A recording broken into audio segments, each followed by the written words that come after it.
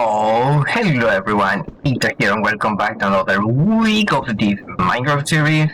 And today we're starting here in the Hall of Glass because what we did this week is actually a lot of work. So let me show you. We go kind of in the middle stage room into the other side of the base where the mid wall is going to be coming hopefully soon. Right now it's kind of just the project, but you can see behind me I got the glass maker here active and running, because in the past what we have was an issue when this broke. And if I go down here, I will going to the die maker, by the way, is still not functional. But what I have here is a chest for the dice, a chest full with glass actually that I want to prime up more. And then we got the selector here, which is actually just kind of waiting for more dice, and it's just a synchronized output or input, I should say. But when these two are kind of here, it should start delivering. And in the past, it just worked flawlessly. But right now, for some reason, I don't know why. I don't know if it is the update on create mode or it's just kind of a canary, kind of making things work with redstone and kind of thingies. But right now, this is not working.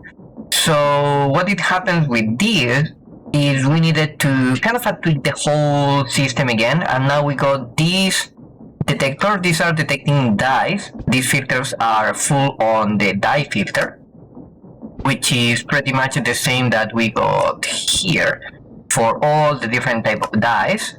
And we are selecting okay, or we are kind of checking, let's say, if we got die in this slot or we got glass in that slot. So actually let me prime with die and I will show you how this works. So lock the dice there like so, and then you're going to see the magic happening here. So we are kind of moving the items over this teapot and then moving the items on top. Just a simple design just for avoiding the powering of these observers below here blocking the ejector. But as you can see, this is kind of running. Now it detects, oh, there is a flaw of 1. So when two items of the same types are here, the whole system is actually grabbing some of the items down here by this chute, moving into the conveyor belt, and actually kind of placing everything back into the system. Right now it can't because it's just kind of blown by the glass. But yeah, kind of this is the part of the redstone. Not so complicated, and just kind of getting two detectors on each side with the content observer. And just for the second slot one, I need a little bit of a delay, mainly because here what you are going to see is that the items, when they are moving from one slot to the next, let's pay attention to the glass now. When the glass moves, these two guys, for a small glimpse there, you can see that the signal kind of a transfer. So yep, we needed to configure that. Took me a lot of time, I would say 6+ hours off screen trying to fix that after the first stream on the Monday, but it works. And on the one day, we decided to came back here into the garage, but tweak this a little bit more. So we broke the wall. I was really smart when I made this because my decision was making that wall 2 blocks wide, so that allowed me to have more room for kind of plunging contraptions into the wall. This was kind of my original inspiration, but I never did this in kind of the old world. So now we upgraded this with a water wheel powering all the contraptions, so we can deposit here the andesite alloys and other stuff, not terracotta for sure. And we are going to move these guys into the sewing machine so we can create low value chops. It's not the best one, but it could work.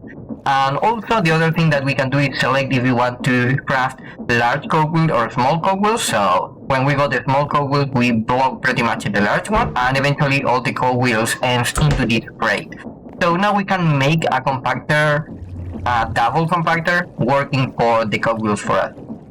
So yeah, even now kind of at the garage is working like a small workshop, because we are going to need a lot for crafting more machines for completing the project on the Friday stream. But also, our biggest project this week came in the form of our new Radiant machine. So let me show you if I can move around. We made into the engine room this wall now, where we are processing everything that we need to create Radiant machines. Right now we got 3 over there, and we can craft even more. So we worked really hard during the stream into creating a system that can work like how it was, for example, on Above and Beyond. This is my biggest inspiration for create mod actually. A whole module that could create from pretty much scratch, in this case from the quartz. We're going to hunt away lapis lazuli. Lazuli can create prismarine crystals. The crystals are going to be milled in the millstone into quartz. The quartz are going to be compacted alongside the chromatic iron ingot that we need to provide into the whole system. Oops, give me that back. Into quartz enriched iron, and eventually the crafter is going to grab the quartz enriched iron, the chromatic iron ingot that we are going to provide into the system, and also the both diamonds for crafting the machine gate. Everything is powered by 2 water wheels there, and we also have a way to measure how much we got this into the system. So right now I got 2%, and this is mainly because I just had extra stockpile switches but not content of servers, so sadly I can use the specific amounts, but everything extra on the quartz, chromatic iron ingot, and also the both diamonds are going to be stored into their proper barrels there. So yeah, we'll spend pretty much the whole extra of the weekend and the whole hours of the stream for creating this whole wall. So if you want to see more cool projects like these, feel free to drop by on my Twitch, and we will see us on the next week. Bye bye.